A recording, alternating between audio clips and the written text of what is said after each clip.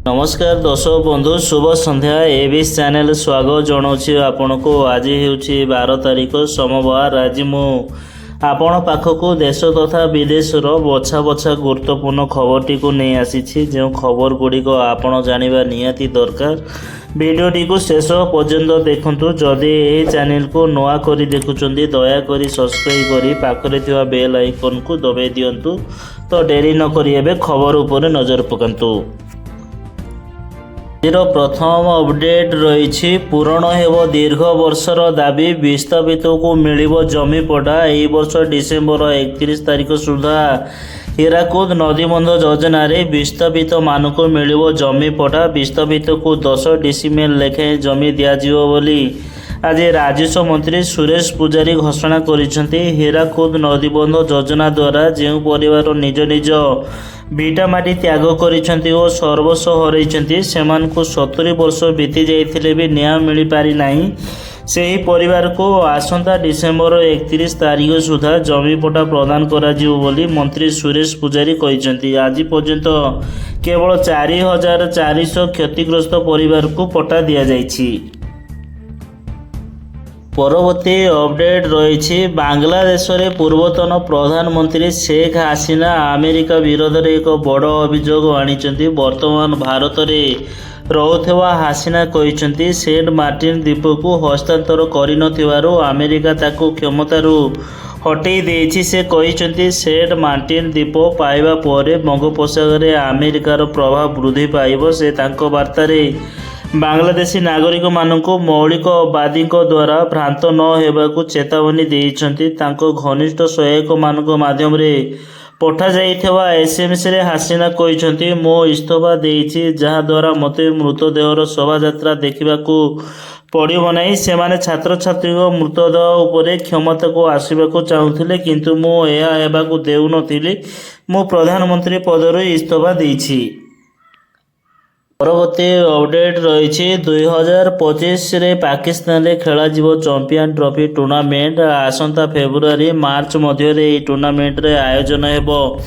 भारत ये टूर्नामेंट खेलवा को जीव कि नहीं ता एबे जाई स्पष्ट रही। तेबे आसंतु जानिबा चैंपियन ट्रॉफी पूर्व भारत केतोटी टी20 दिनिकिया एवं टेस्ट मुकाबला खेलिबो। गौतम गंभीर टीम इंडिया रे कोच भावे निजर कार्यकाल आरंभ करिसेंती। हेले प्रथम श्रीलंका विपक्ष सीरीज पराजयर सामना करिछि। यह पूर्व श्रीलंका विपक्ष टी20 सीरीज को 3-0 रे विजय होता। एवं टीम इंडिया को एक मासरे लंबा ब्रेक। या पर टीम इंडिया सेप्टेम्बर मासरे एक्शन को आसिबो। बांग्लादेश विपक्ष टेस्ट एवं टी20 सीरीज खेलिबो। सेप्टेम्बर 19 रे प्रथम मैच खेला जिवो। या पर टीम इंडिया सूची पूरा व्यस्त रही। 2025 चैंपियन ट्रॉफी पूर्व भारत बैक टू बैक अंतरराष्ट्रीय मैच खेलिबो। हेले एही समय मात्र 3टी दिनिकिया मैच खेलिबो। 2025 चैंपियन ट्रॉफी 50 ओवर फॉर्मेट रे खेला जिवो किंतु भारत रे एते कम संख्यक मैच खेलिबा समस्त को चकित करुछि। परवर्ती अपडेट रही बलांगीर वनखंड अधिकारी सम्मिलनी कक्ष रे जिला प्रशासन तथा अनुसूचित जाति और जनजाति गवेषणा एवं प्रशिक्षण प्रतिष्ठान भुवनेश्वर आनुकूल्य रे मो जंगल जमी योजना तथा जंगल अधिकार आईन 2006 संक्रांतीय एक द्विपक्षीय प्रशिक्षण शिविर अनुष्ठित हो जाइछि। जिलापाल गौरव शिवानी ईश्वरलाल अध्यक्षतार आयोजित कार्यक्रम में अतिरिक्त जिलापाल वनखंड अधिकारी उपजिलापाल तथा जिला मंगल अधिकारी प्रमुख जिला स्तरीय अधिकारी गण उपस्थित थिले। एसहित उक्त शिविर में बलांगीर जिलार समस्त तहसीलदार समस्त जंगल विभाग अधिकारी समस्त मंगल संप्रसारण अधिकारी समस्त तहसील स्तरीय जंगल अधिकार शाखार संयोजक और सहायक माने अंशग्रहण करथिले।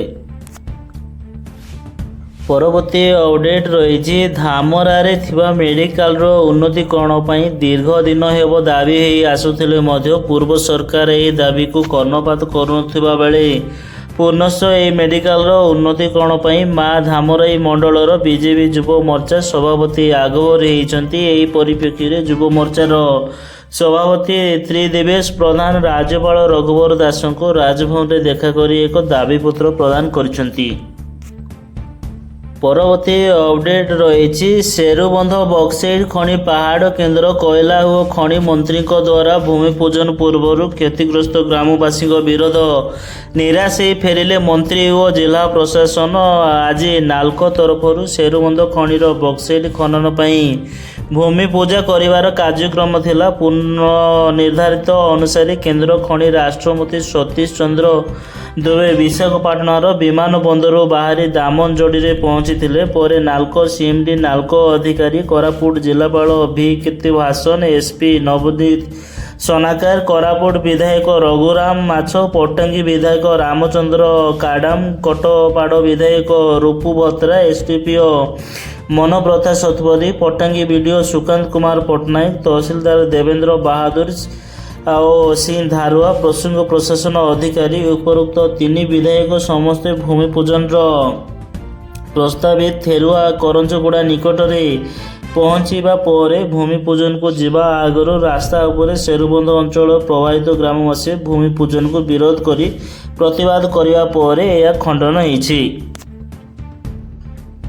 ପରବର୍ତ୍ତୀ ଅପଡେଟ୍ ରହିଛି ଗଳନ୍ତରା ପୋଲିସ ବିଶ୍ୱ ସୂତ୍ରରୁ ଖବର ପାଇ କନିସି ହାଟସ୍ଥିତ ଲକ୍ଷ୍ମୀ ନୃସିଂହନଗରଠାରେ ଅଚାନକ ଚଢ଼ଉ କରିଛି, ଯେଉଁଠି 8 ଜଣ ଜୁଆଡ଼ିଙ୍କୁ ଗିରଫ କରାଯାଇଛି ଏବଂ ସମସ୍ତ ଅଭିଯୁକ୍ତଙ୍କୁ କୋର୍ଟ ଚାଲାଣ କରାଯାଇଛି। ତେବେ ଘଟଣାସ୍ଥଳରୁ ନଗଦ 36,800 ଟଙ୍କା, 7ଟି ମୋଟର ସାଇକେଲ ଓ 8ଟି ମୋବାଇଲ ଫୋନ ପୋଲିସ ଜବତ କରିଛି। ପରବର୍ତ୍ତୀ ଅପଡେଟ୍ ରହିଛି ବାଂଲାଦେଶରେ ହିନ୍ଦୁମାନଙ୍କ ଉପରେ ଆକ୍ରମଣ ପ୍ରସଙ୍ଗ ମଧ୍ୟ ଭାରତରେ ତୀବ୍ର ହେବାରେ ଲାଗିଛି। ଅନେକ ହିନ୍ଦୁ ସଂଗଠନ ଏ ସମ୍ପର୍କରେ ସ୍ୱର ଉତ୍ତୋଳନ କରୁଛନ୍ତି। ବର୍ତ୍ତମାନ ଏହି ପ୍ରସଙ୍ଗରେ ଗୋବର୍ଦ୍ଧନ ମଠ, ପୁରୀର ପୀତାମ୍ବରୀ ଶଙ୍କରାଚାର୍ଯ୍ୟ ସ୍ୱାମୀ ନିଶ୍ଚଳାନନ୍ଦ ସରସ୍ୱତୀ ମଧ୍ୟ ଏହାର ପ୍ରତିକ୍ରିୟା ଦେଇଛନ୍ତି। ସ୍ୱାମୀ ନିଶ୍ଚଳାନନ୍ଦ ସରସ୍ୱତୀ ଏକ ଭିଡ଼ିଓ ମାଧ୍ୟମରେ କହିଛନ୍ତି ଯେ ଶାନ୍ତି ସୃଷ୍ଟି କରିବା ପାଇଁ ମୁସଲମାନ ହିନ୍ଦୁମାନଙ୍କୁ ଦୟା ଦେଖାଇବା ଉଚିତ ନୁହେଁ। ମୁସଲମାନମାନେ ନିଜର ଅସ୍ତିତ୍ୱକୁ ରଖିବା ପାଇଁ ହିନ୍ଦୁମାନଙ୍କୁ ସୁରକ୍ଷିତ ରଖିବା ଉଚିତ। ସେମାନଙ୍କୁ ଆଘାତ କରିବାକୁ ଦିଅନ୍ତୁ ନାହିଁ। ଯଦି ହିନ୍ଦୁମାନଙ୍କୁ ଟାର୍ଗେଟ୍ କରାଯାଏ ଏବଂ ଆକ୍ରମଣ କରାଯାଏ, ଏହା ସମ୍ଭବ ଯେ 100 କିମ୍ବା 200 ହିନ୍ଦୁଙ୍କୁ ହତ୍ୟା କରାଯାଇପାରେ, କିନ୍ତୁ ତାପରେ ମୁସଲମାନଙ୍କର ଅସ୍ତିତ୍ୱ ସମାପ୍ତ ହୋଇଯିବ। ପରବର୍ତ୍ତୀ ଅପଡେଟ୍ ରହିଛି ଭାରତରେ ଅନୁପ୍ରବେଶ କରିବାକୁ ଚେଷ୍ଟା କରୁଥିବା ବେଳେ 11 ଜଣ ବାଂଲାଦେଶୀ ନାଗରିକଙ୍କୁ ଗିରଫ କରିଛି। ପଶ୍ଚିମବଙ୍ଗ, ତ୍ରିପୁରା ଏବଂ ମେଘାଳୟର ଅନ୍ତର୍ଜାତୀୟ ସୀମା ଦେଇ ଭାରତରେ ଅନୁପ୍ରବେଶ କରିବାକୁ ଚେଷ୍ଟା କରୁଥିବା ବେଳେ ଏହି ବାଂଲାଦେଶୀ ନାଗରିକମାନେ ଧରାପଡ଼ିଛନ୍ତି। ବିଏସ୍ଏଫ୍ ମୁଖପାତ୍ର କହିଛନ୍ତି ଯେ ଗିରଫ ଲୋକଙ୍କୁ ପଚରା ଉଚରା କରାଯାଉଛି ଏବଂ ଆଇନଗତ କାର୍ଯ୍ୟାନୁଷ୍ଠାନ ପାଇଁ ସେମାନଙ୍କୁ ରାଜ୍ୟ ପୋଲିସ ହସ୍ତାନ୍ତର କରିବାକୁ ପ୍ରସ୍ତୁତି ଚାଲିଛି। ପରବର୍ତ୍ତୀ ଅପଡେଟ୍ ରହିଛି ବାଂଲାଦେଶରେ ହିନ୍ଦୁ ମନ୍ଦିର ଓ ଦେବାଦେବୀଙ୍କ ପ୍ରତିମୂର୍ତ୍ତି ଭଙ୍ଗାରୁଜା କରାଯାଇଛି। ହିନ୍ଦୁମାନଙ୍କୁ ମାଡ଼ ମରାଯାଉଛି। ସେଠାରେ ବସବାସ କରୁଥିବା ସଂଖ୍ୟାଲଘୁଙ୍କ ସୁରକ୍ଷା ପାଇଁ ଚିନ୍ତା ପ୍ରକଟ କରିଛନ୍ତି କେନ୍ଦ୍ରାପଡ଼ା ସାଂସଦ ବୈଜୟନ୍ତ ପଣ୍ଡା। ଭାରତ ସରକାର ଏଥିପାଇଁ ସଜାଗ ଅଛନ୍ତି ଓ ପଦକ୍ଷେପ ନେଉଥିବା ଶ୍ରୀ ପଣ୍ଡା କହିଛନ୍ତି। ଗଣମାଧ୍ୟମକୁ ଶ୍ରୀ ପଣ୍ଡା କହିଛନ୍ତି, ଦୁଃଖର ଖବର ଯେ ସେଠାରେ ମନ୍ଦିର ଉପରେ ଆକ୍ରମଣ ହେଉଛି। ଆମେ ଦେଖୁଛୁ ମହାପ୍ରଭୁ ଜଗନ୍ନାଥ ମୂର୍ତ୍ତିକୁ କେମିତି ଅସମ୍ମାନିତ କରାଯାଇଛି। ସେଠାରେ କେମିତି ଆଇନ ଶୃଙ୍ଖଳା ପରିସ୍ଥିତି ନିୟନ୍ତ୍ରଣ ହୋଇପାରିବ ଓ ବସବାସ କରୁଥିବା ଅଳ୍ପ ସଂଖ୍ୟକଙ୍କ ଉପରେ ଯେପରି ଅତ୍ୟାଚାର ନ ହୁଏ, ସେଥିପାଇଁ ଭାରତର ପ୍ରଧାନମନ୍ତ୍ରୀ ବାଂଲାଦେଶରେ ଗଠନ ହୋଇଥିବା ମଧ୍ୟବର୍ତ୍ତୀକାଳୀନ ସରକାରଙ୍କ ସହିତ ଯୋଗାଯୋଗରେ ଅଛନ୍ତି ବୋଲି ଶ୍ରୀ ପଣ୍ଡା କହିଛନ୍ତି। ପରବର୍ତ୍ତୀ ଅପଡେଟ୍ ରହିଛି 2024 ପାଳନ ଅବସରରେ ପାଳନ କରାଯାଉଥିବା ହର ହର ତ୍ରିରଙ୍ଗା କାର୍ଯ୍ୟକ୍ରମ ପାଇଁ ଘରକୁ ଘର ତ୍ରିରଙ୍ଗା ପତାକା ବଣ୍ଟନ ନିମନ୍ତେ ମିଶନ ଶକ୍ତି ଜରିଆରେ ପତାକା ପ୍ରସ୍ତୁତି ଶେଷ ପର୍ଯ୍ୟାୟରେ ପହଞ୍ଚିଛି। ସରକାରୀ ନିର୍ଦ୍ଦେଶ ମତେ ମିଶନ ଶକ୍ତିର ବ୍ଲକ ସ୍ତରୀୟ ଫେଡେରେସନ ଜରିଆରେ ଟେଲରିଂ ୟୁନିଟ୍ ଥିବା ସ୍ୱୟଂ ସହାୟିକା ଗୋଷ୍ଠୀମାନଙ୍କୁ ପତାକା ତିଆରି ପାଇଁ ଆଦେଶ ଦିଆଯାଇଛି।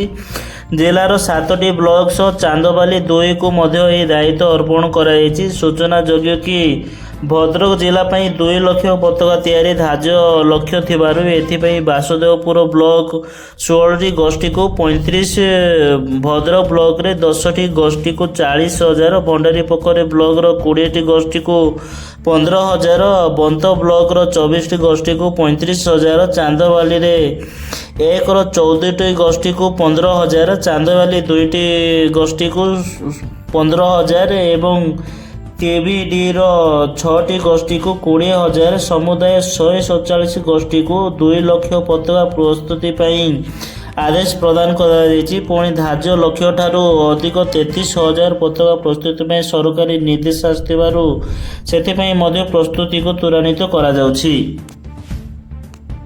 ଆଜିର ଶେଷ ଅପଡେଟ୍ ରହିଛି। ମୋରିବାହାଲ ଥାନା ପତ୍ରାପାଲି ପଞ୍ଚାୟତର ଲେହେରପଡ଼ା ଛକ ନିକଟରେ ଟ୍ରାକ୍ଟର ଧକ୍କାରେ ଜଣେ ବାଳକର ମୃତ୍ୟୁ ଘଟିଛି। ପତ୍ରାପାଲି ପଞ୍ଚାୟତ ଖଦାଧର ଗ୍ରାମର ସଞ୍ଜୀବ ପଟେଲଙ୍କ ପୁଅ ହେଉଛନ୍ତି ପୀତାମ୍ବର ପଟେଲ, ବୟସ 13 ବର୍ଷ।